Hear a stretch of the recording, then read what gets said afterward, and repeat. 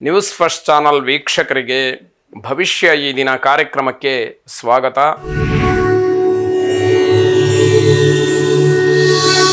ಮೊದಲು ಮೇಷರಾಶಿ. ಮೇಷರಾಶಿಯವರಿಗೆ ಪಿತ್ರಾರ್ಜಿತವಾದಂತಹ ಆಸ್ತಿಯೋ ಹಣವೋ ದ್ರವ್ಯವೋ ವಸ್ತುವೋ ವಾಹನವೋ ಸಿಕ್ಕುವಂತಹ ಸಾಧ್ಯತೆ ಆ ಸೂಚನೆಗಳು ಹೆಚ್ಚಾಗಿ ಕಾಣ್ತಾ ಇದೆ. ಪಿತ್ರಾರ್ಜಿತವಾದಂತಹ ಆಸ್ತಿ ಲಭ್ಯವಾಗುತ್ತೆ ಅಂತ ಆದರೆ ಅದು ನಿಮಗೆ ಹಕ್ಕಿನ ರೀತಿಯಿಂದ ಬರಬೇಕಾದಂಥದ್ದು, ನ್ಯಾಯಸಮ್ಮತವಾಗಿ ಬರಬೇಕಾದಂಥದ್ದಾದರೂ ಕೂಡ ಅದಕ್ಕೆ ತನ್ನದೇ ಆದಂತಹ ಒಂದು ಸಮಯ, ಒಂದು ಯೋಗ ಅಂತ ಹೇಳಿ ಕೂಡಿ ಬರಬೇಕು. ಅಂತಹ ಉತ್ತಮವಾದಂತಹ ಸಮಯ ನಿಮಗೆ ಇವತ್ತಿದೆ ಅಂತ ಹೇಳುವಂಥದ್ದು. ಯೋಜನೆಗಳು ಯಶಸ್ವಿಯಾಗಿ ನಡೆಯುತ್ತೆ. ಅಂದರೆ ನೀವು ಏನು ಪ್ಲಾನನ್ನು ಮಾಡ್ಕೊಂಡಿರ್ತೀರಿ ಅವೆಲ್ಲವೂ ಕೂಡ ನೀವು ಅಂದುಕೊಂಡಂತಹ ರೀತಿಯಲ್ಲಿ ನಿಮ್ಮ ಪರವಾಗಿ ನಿಮಗೆ ಅನುಕೂಲಕರವಾಗಿ ಅವೆಲ್ಲವೂ ಕೂಡ ಸಿದ್ಧಿಸ್ತಕ್ಕಂಥದ್ದಾಗತ್ತೆ. ವಿದ್ಯಾರ್ಥಿಗಳಿಗೆ ಉತ್ತಮವಾದಂತಹ ಭವಿಷ್ಯ ಇದೆ ಅನ್ನುವಂಥದ್ದು ಗೊತ್ತಾಗುತ್ತೆ. ಈ ದಿವಸ ನಿಮ್ಮ ವಿದ್ಯಾಕ್ಷೇತ್ರದಲ್ಲಿ ನೀವು ಮಾಡ್ತಕ್ಕಂತಹ ಕೆಲವು ಸಾಧನೆಗಳು ಅಥವಾ ನಿಮ್ಮ ಬಗ್ಗೆ ಬರತಕ್ಕಂತಹ ಉತ್ತಮವಾದಂತಹ ಪ್ರತಿಕ್ರಿಯೆ ನಿಮ್ಮ ಭವಿಷ್ಯಕ್ಕೆ ಅದು ನಿಮಗೆ ಪೂರಕವಾಗಿ ಕೆಲಸವನ್ನು ಮಾಡುತ್ತೆ ಅಂತ ಅರ್ಥ.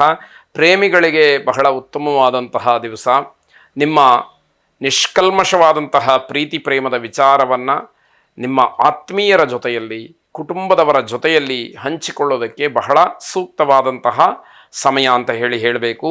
ಮನೆಯಲ್ಲಿ ಏನೋ ಒಂದು ರೀತಿಯ ಹಬ್ಬದ ವಾತಾವರಣ ಇರುತ್ತೆ. ಇವತ್ತು ಯಾವ ಹಬ್ಬವೂ ಇಲ್ಲ, ಆದರೆ ಎಲ್ಲರೂ ಕೂಡ ಸಂತೋಷದಿಂದ, ಖುಷಿಯಿಂದ, ಆನಂದದಿಂದ, ಉತ್ಸಾಹದಿಂದ ಇರತಕ್ಕಂತಹ ದಿವಸ ಅಂತ ಹೇಳಬೇಕು. ಎಲ್ಲವೂ ಕೂಡ ಸಮೃದ್ಧವಾಗಿದೆ ಅನ್ನುವಂತಹ ಮನೋಭಾವದಲ್ಲಿರ್ತೀರಿ. ಅಂದರೆ ಆ ಒಂದು ಮನಸ್ತೃಪ್ತಿ ನಿಮಗೆ ಈ ದಿವಸ ಸಿಕ್ಕುವಂಥದ್ದು. ಯಾವಾಗ ನಮಗೆ ಏನು ನಮ್ಮ ಪಾಲಿಗೆ ಸಿಕ್ಕತ್ತೋ ಅದರಿಂದ ನಾವು ತೃಪ್ತಿಯನ್ನು ಹೊಂದಿಬಿಟ್ರೆ ಅದಕ್ಕಿಂತ ಶ್ರೀಮಂತಿಕೆ ಬೇರೆ ಇಲ್ಲ. ಎಲ್ಲವೂ ಇದ್ದು ಇನ್ನೂ ಬೇಕು, ಮತ್ತೂ ಬೇಕು, ನನ್ನ ಹತ್ರ ಏನೂ ಇಲ್ಲ ಅಂತ ಹೇಳಿ ಕೊರಗುವಂಥದ್ದು ಇದೆಯಲ್ಲ, ಅದಕ್ಕಿಂತ ದರಿದ್ರ ಮತ್ತೊಂದಿಲ್ಲ. ನಮಗೆ ಯಾವುದಿರುತ್ತೋ ಅದರಲ್ಲಿ ನಾವು ತೃಪ್ತಿಯನ್ನು ಪಡಬೇಕು. ಇಲ್ಲ ಅಂತ ಹೇಳುವಂಥದ್ದೇ ದಾರಿದ್ರ್ಯ ಅಲ್ವಾ? ಆ ರೀತಿ ಇದ್ದಾಗ ಅಂತಹ ಒಂದು ಸಂತೋಷ, ತೃಪ್ತಿ ನಿಮಗೆ ಇರುವಂಥದ್ದು. ಗಣಪತಿಯನ್ನು ವಿಶೇಷವಾಗಿ ಪ್ರಾರ್ಥನೆ ಮಾಡಿ, ಗಣಪತಿಯ ಅನುಗ್ರಹ ನಿಮ್ಮೆಲ್ಲ ಕಾರ್ಯಗಳಲ್ಲಿ ನಿರ್ವಿಘ್ನತೆಯನ್ನು ಅವನು ಉಂಟು ಮಾಡಲಿ. ಶುಭವಾಗಿ. ವೃಷಭ ರಾಶಿ. ಯಾವುದೇ ಕೆಲಸದ ಬಗ್ಗೆ ತಾತ್ಸಾರವನ್ನು ಮಾಡಬೇಡಿ. ಅಂದರೆ ನೀವು ತೋರಿಸ್ತಕ್ಕಂತಹ ಧೋರಣೆ ಅಥವಾ ತಾತ್ಸಾರ, ನನಗೆ ಅದು ಗೊತ್ತು, ಪರವಾಗಿಲ್ಲ, ಈ ರೀತಿ ಎಲ್ಲ ಭಾವನೆಗಳು ಅಲ್ಲಿ ಯಾವುದೇ ಕೆಲಸಕ್ಕೆ ಅನುಕೂಲಕ್ಕೆ ಬರುವುದಿಲ್ಲ. ಆದ್ದರಿಂದ ನಿಮಗೆ ಅನನುಕೂಲವೇ ಹೊರತು ಯಾವುದೇ ರೀತಿಯ ಒಳಿತು ಇರೋದಿಲ್ಲ. ವಿದೇಶಿ ಮೂಲಗಳಿಂದ ಹಣದ ಸಹಾಯವಾಗ್ತಕ್ಕಂತಹ ಸೂಚನೆ, ಇದಕ್ಕೆ ಯೋಗ ಅನ್ನುವಂಥದ್ದು ಇರಬೇಕಾಗತ್ತೆ. ಅತಿಯಾದಂತಹ ಉತ್ಸಾಹದಿಂದ ಕೆಲಸ ಕೆಟ್ಟು ಹೋಗುತ್ತೆ. ತುಂಬ ಉತ್ಸಾಹದಿಂದ ಬಹಳ ಆತ್ರಾತ್ರವಾಗಿ ಬಹಳ ಗಡಿಬಿಡಿಯಿಂದ ಕೆಲಸವನ್ನು ಮಾಡೋದು ಆ ಕೆಲಸಕ್ಕೆ ಶೋಭೆಯನ್ನು ತರದೇ ಇರತಕ್ಕಂಥದ್ದಾಗತ್ತೆ. ಹಳೆಯ ರೋಗಗಳು ಮತ್ತೆ ಕಾಣಬಹುದು. ಹಿಂದೆ ಅನುಭವಿಸಿದಂತಹ ಯಾವುದೋ ತೊಂದರೆಗಳು ನಿಮಗೆ ಮತ್ತೆ ಮರುಕಳಿಸ್ತಕ್ಕಂಥದ್ದಾಗತ್ತೆ. ಹಣದ ಖರ್ಚು ಜೊತೆಗೆ ಮಾನಸಿಕವಾಗಿ ಸಮಾಧಾನ ಇಲ್ಲದೇ ಇರತಕ್ಕಂಥದ್ದು, ಇವೆಲ್ಲ ಬೇಸರಕ್ಕೆ ಕಾರಣವಾಗುತ್ತೆ. ಕುಟುಂಬದವರಿಗೆಲ್ಲ ಆತಂಕವನ್ನು ತಂದಿಡ್ತಕ್ಕಂತಹ ದಿವಸ ಇದು. ನೀವೇನೋ ನಿಮ್ಮ ಪಾಡಿಗೆ ನೀವು ಖುಷಿಯಾಗೋ ಅಥವಾ ನಿಮಗೆ ಅನಿಸಿದ ರೀತಿಯಲ್ಲೋ ಇರ್ತೀರಿ, ಆದರೆ ಮನೆಯಲ್ಲಿದ್ದವರ ಆತಂಕ ಯಾವ ರೀತಿ ಅನ್ನೋದನ್ನು ಯೋಚನೆ ಮಾಡಿರೋದಿಲ್ಲ. ಅನ್ನಪೂರ್ಣೇಶ್ವರಿಯನ್ನು ಪ್ರಾರ್ಥನೆ ಮಾಡಿ, ಅನ್ನಪೂರ್ಣೆ ಸದಾಪೂರ್ಣೆ ಶಂಕರ ಪ್ರಾಣವಲ್ಲಭೆ ಜ್ಞಾನ ವೈರಾಗ್ಯ ಸಿದ್ಧ್ಯರ್ಥಂ ಭಿಕ್ಷಾಂ ದೇಹಿ ಚ ಪಾರ್ವತಿ ಎಂಬುದಾಗಿ ನಿಮ್ಮ ಪ್ರಾರ್ಥನೆ ಇರಲಿ. 12 ಬಾರಿ ಈ ಮಂತ್ರ ಪಠನೆಯನ್ನು ಮಾಡಿ. ಶುಭವಾಗಿ. ಮಿಥುನ ರಾಶಿ. ಕೆಲಸದ ಗುಣಮಟ್ಟ ಹೆಚ್ಚಾಗುತ್ತೆ. ಇದರಿಂದ ಸ್ವಾಭಾವಿಕವಾಗಿ ನಿಮ್ಮ ಗೌರವ ಹೆಚ್ಚುವಂಥದ್ದಿದೆ.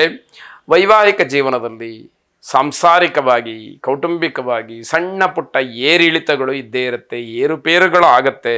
ಇದು ಸರ್ವೇ ಸಾಧಾರಣ. ಹಾಗಂತ ಸಣ್ಣ ಪುಟ್ಟ ವಿಚಾರಗಳಿಗೆ ದೊಡ್ಡ ಮಟ್ಟದ ಜಗಳವನ್ನು ಮಾಡಿಕೊಂಡು ಇರುವಂತಹ ಶಾಂತಿಯ ವಾತಾವರಣವನ್ನು ಕದಡ್ತಕ್ಕಂತಹದ್ದು ಒಳ್ಳೆಯದಲ್ಲ.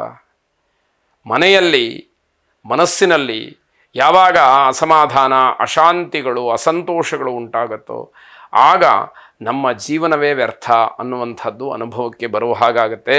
ವ್ಯಾವಹಾರಿಕವಾಗಿ ಉತ್ತಮವಾದಂತಹ ಫಲವನ್ನು ನೋಡ್ತೀರಿ, ಅದು ನಿಮಗೆ ಖುಷಿಯನ್ನು ಕೊಡ್ತಕ್ಕಂಥದ್ದು.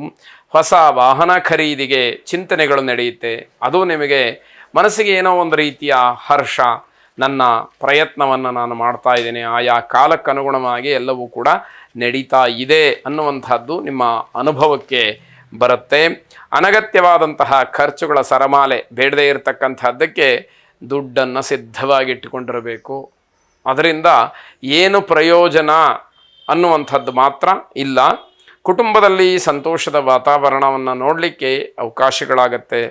ಸಾಯಿಬಾಬಾರನ್ನು ಪ್ರಾರ್ಥನೆ ಮಾಡಿ ಆ ಸದ್ಗುರುಗಳ ಅನುಗ್ರಹ ನಿಮ್ಮನ್ನು ಸದಾಕಾಲ ಕೈ ಹಿಡೀಲಿ. ಶುಭವಾಗಿ. ಕರ್ಕಾಟಕ ರಾಶಿ, ದುಡ್ಡಿನ ವಿಚಾರದಲ್ಲಿ ಸ್ವಲ್ಪ ವಿಳಂಬವಾಗುತ್ತೆ. ಹಣಕಾಸು ಅಂತ ಹೇಳಿ ಬಂದರೆ ನೀವು ಹಣವನ್ನು ಕೊಡೋದಿರ್ಬೋದು, ಹಣವನ್ನು ತಗೊಳ್ಳೋದಿರ್ಬೋದು, ಅಥವಾ ಬೇರೆ ಇನ್ಯಾವುದಾದ್ರೂ ವ್ಯವಹಾರಗಳಿರಬಹುದು. ಅದಕ್ಕೆ ಸ್ವಲ್ಪ ಸಮಯದಲ್ಲಿ ವ್ಯತ್ಯಾಸವಾಗ್ತಕ್ಕಂಥದ್ದು, ನಿಧಾನವಾಗ್ತಕ್ಕಂಥದ್ದು. ಅಲ್ಲಿ ಆದಷ್ಟು ಒಳ್ಳೆಯ ಮಾತಿನಿಂದ ನಿಮ್ಮ ಗೌರವವನ್ನು ಉಳಿಸ್ಕೊಳ್ಬೇಕಾಗತ್ತೆ. ಸಾಲಕ್ಕೆ ಸಿಗಹಾಕ್ಕೊಳ್ಬೇಕಾದಂತಹ ಸಾಧ್ಯತೆ ಇರುತ್ತೆ. ಆದ್ದರಿಂದ ಇವತ್ತು ಸಾಲದ ವ್ಯವಹಾರಗಳೇನೂ ಬೇಡ. ಸಾಲವನ್ನು ಕೊಡಿಸುವಂಥದ್ದು, ಸಾಲ ತಗೊಳ್ಳುವಂಥದ್ದು, ಅಥವಾ ಬೇರೆ ಇನ್ಯಾವುದಾದ್ರೂ ಸಾಲದ ವಿಚಾರಕ್ಕೆ ನೀವು ಭಾಗಿಯಾಗತಕ್ಕಂಥದ್ದು ಖಂಡಿತವಾಗಿ ಬೇಡ ಅಂತ ಅರ್ಥ. ಅನಗತ್ಯವಾದಂತಹ ಸಮಸ್ಯೆಗಳು ಉದ್ಭವ ಆಗುತ್ತೆ. ನಿಮ್ಮ ಕಲ್ಪನೆ ಅಥವಾ ನಿಮ್ಮ ನಿರೀಕ್ಷೆಯಲ್ಲೇ ಇರೋದಿಲ್ಲ ಅಂತಹ ಸಮಸ್ಯೆಗಳಿಗೆ ಸಿಗಹಾಕ್ಕೊಳ್ಬೇಕಾದಂಥದ್ದಿರುತ್ತೆ. ಎಚ್ಚರಿಕೆಯಿಂದ ಇರಬೇಕಾದ್ದು. ಆರೋಗ್ಯದ ಸಮಸ್ಯೆಯೂ ಕೂಡ ನಿಮಗೆ ಸಣ್ಣದಾಗಿ ಕಾಡುವಂಥದ್ದು. ಕೆಲಸದ ಸ್ಥಳದಲ್ಲಿ ಕಿರಿಕಿರಿ ಆಗುತ್ತೆ, ಆರೋಗ್ಯ ಸರಿ ಇರೋದಿಲ್ಲ, ಯಾರೋ ಏನೋ ಮಾತಾಡ್ತಾರೆ, ಆದರೆ ಅವರಿಗೆ ಉತ್ತರ ಕೊಡಲಿಕ್ಕಾಗೋದಿಲ್ಲ, ಕೊಡದೆ ಹಾಗೆ ಇರುವಂಥದ್ದು ಸರಿಯಲ್ಲ. ಈ ರೀತಿಯ ಗೊಂದಲಗಳು ನಿಮ್ಮನ್ನು ಕಾಡುವಂಥದ್ದಾಗತ್ತೆ. ವಿನಾಕಾರಣ ಸಮಯವನ್ನು ಹಾಳು ಮಾಡಿಕೊಳ್ಬೇಡಿ. ಇದು ನಾನು ಹೆಚ್ಚಿನ ಜನಕ್ಕೆ ಇದನ್ನು ಹೇಳ್ತಾ ಇರ್ತೀನಿ. ಸಮಯ ಒಂದು ಸಾರಿ ಹೋಗಿಬಿಟ್ರೆ ಮತ್ತೆ ಅದು ಸಿಕ್ಕೋದಿಲ್ಲ. ಆಂಜನೇಯನನ್ನು ಪ್ರಾರ್ಥನೆ ಮಾಡಿ, ಬುದ್ಧಿರ್ಬಲಂ ಯಶೋಧೈರ್ಯಂ ನಿರ್ಭಯತ್ವ ಮರೋಗತ ಅಜಾಡ್ಯಂ ವಾಕ್ಪಟುತ್ವಂಚ ಹನುಮಾತ್ ಸ್ಮರಣಾತ್ ಭವೇದ್. ಶರೀರದಲ್ಲಿ ಇರತಕ್ಕಂತಹ ಜಾಡ್ಯ ಮೊದಲು ದೂರವಾಗಬೇಕು. ಆಮೇಲೆ ಬುದ್ಧಿ, ಬಲ, ಯಶಸ್ಸು ಎಲ್ಲವೂ ಕೂಡ ನಮ್ಮಲ್ಲಿ ಜಾಗೃತವಾಗಬೇಕು. ಆಗ ಮಾತ್ರ ಸಾಧನೆಗೆ ಅವಕಾಶವಾಗತ್ತೆ. ಅಂತಹ ಆಂಜನೇಯ ನಿಮಗೆ ಎಲ್ಲವನ್ನೂ ಕೂಡ ಅನುಗ್ರಹ ಮಾಡಲಿ. ಶುಭವಾಗಿ.